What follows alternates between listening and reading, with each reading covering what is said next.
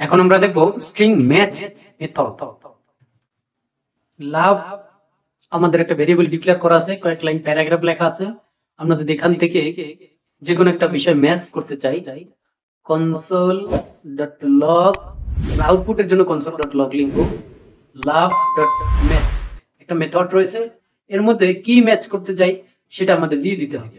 যদি আমরা হোমল্যান্ডটাকে ম্যাচ করতে চাই, হোমল্যান্ড এটাকে ম্যাচ করতে চাই, তাহলে আমাদের এটা ম্যাচ করে এটা রেজাল্ট আমাদের দিবে। Note match JS. দেখুন আমাদের এখানে কিন্তু অনেক কিছু দিয়েছি।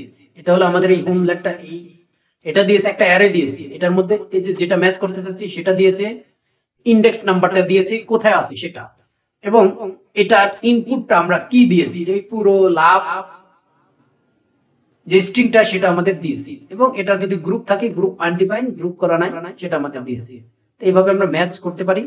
আমাদের এই ম্যাচ মেথডটা মূলত রেজেক্স এর মধ্যে খুব ব্যবহার হয়। আমরা যখন রেজেক্স দেখব এটা কনসেপ্টটা ক্লিয়ার হয়ে যাবে। ধন্যবাদ।